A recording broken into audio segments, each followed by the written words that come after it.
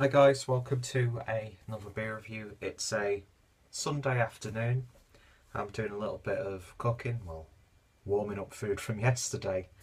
And I thought, do you know what? I'm in the mood to have a beer with it. So I'm basically having like mince and onions, just a big pot of that with some carrots and peas. And I'm going to be a dirty bastard and just eat it with bread because I'm in the mood with stuff like that, like really nice thick gravy, which I did with the König Ludwig Dunkel. So I made a lovely beer gravy and it was really damn nice. So I'm having that again. And I want something a little bit darker to complement that. So we're going over to the Pyraser Landbrauerei, who are based in Talmersing / Piraz. Not exactly sure where that is, and there's all tomato puree stuck to the bottom of the bottle for whatever reason. That I didn't buy it like that, don't worry. But yeah, I think they're a fairly traditional brewery. Well, yeah, since 1870. But I think they also dabble in the craftier sort of things. And yeah, this label for this beer definitely leads me to that conclusion because it's so nice. It's such a lovely designed label with golden typography that's slightly embossed. It's got that sort of like recycled paper look to it as well. Lovely colour scheme. Perfect blend of contemporary and classic design. And yeah, this is a Rotbier, so it's a red beer, which I had one yesterday from another brewery. And it's a style that is, I'm aware of it, but I'm not too familiar. And I think it's one of those styles that very traditional, but not that many German breweries brew it. So the great thing about this is it actually gives you what malts and hops are used. So the malts are Vienna malt and caramel malts, and then the hops are Perla, Herbstbrucker, and Sapphire. And this is clocking in at 4.6%. So yeah, just a lovely little bottle of beer in terms of the appearance. Nice label on the neck, and there is a cool crown indeed. So I thought I'd give this one a try. And yeah, the Rotbier that I had yesterday, which I can't remember, I'll have probably uploaded this one before I upload that one because I forget, because I upload in advance a lot of the time. I actually really quite enjoyed. So we shall see what this one is like then.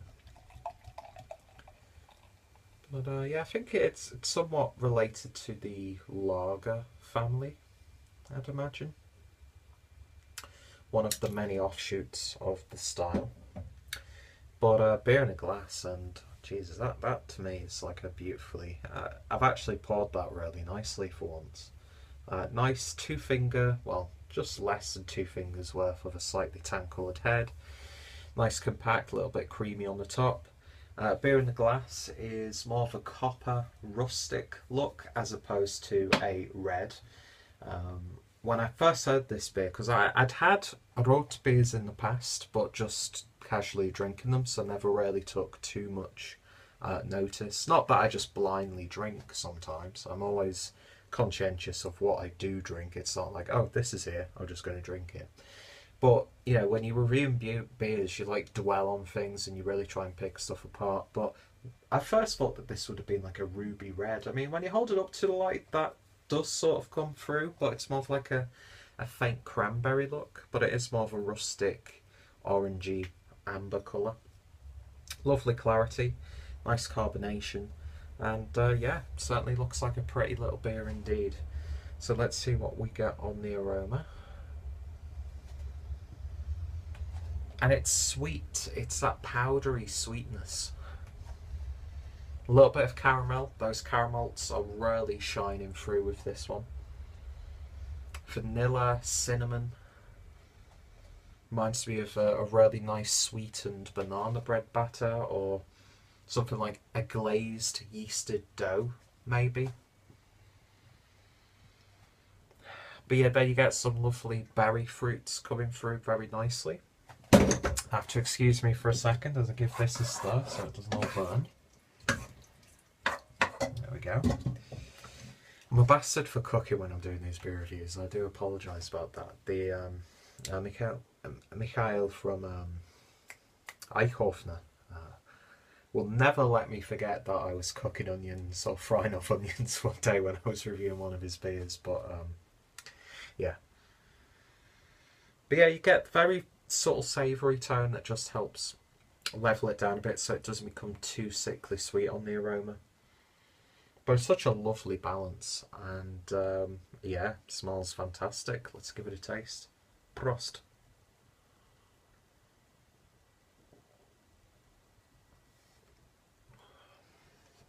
That's so smooth. That is considerably smoother than the one that I had the other or yesterday. Not that it matters when I'm recording the video. Carbonation is so gentle on this one. It's not flat by any means. You never get that impression. But it's not really aggressive in terms of the carbonation. Just lovely smoothness.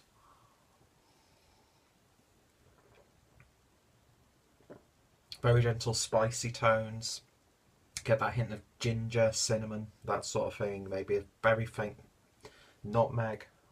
Almost has like Lebkuchen flavours to it. Higher end of medium. Lovely hoppy bitterness on the back end. That's lovely. That is genuinely lovely. It's the simplicity and subtlety of it that really does shine through.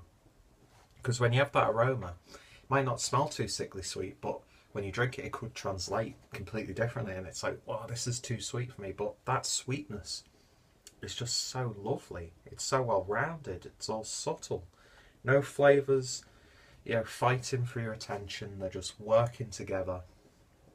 So smooth, so drinkable. Yeah, it's a very nice beer indeed. It sort of does remind me of a good old-fashioned ruby ale. But yeah, I really, really like that one. I mean, it's not the most exciting beer in the world, don't get me wrong, but I think it was quite a cheap beer as well. So the price point works for it. Yeah, it's just a lovely beer. It's not perfect, but it's damn satisfying to drink. So for the Pyraser Rotbier, I'm going to give this one a 9 out of 10. Yeah, it's really nice. Really, really nice. If you get the opportunity to try it, do yourselves a favour and do so.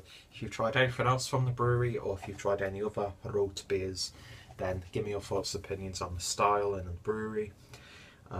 Of course, check out Pyraser down below. Their links will be included. Check out my German review playlist. It's my biggest playlist that I've got on the channel. Obviously, being situated in Germany, some absolutely wonderful beers. So if you've got a spare couple of hours, have a look at that playthrough playlist. Did I call it a playthrough at first? I don't know. I'm really hungry, so I'm going to have some food and cut this video short. Thank you guys for watching, and I shall hopefully see you all later. Prost!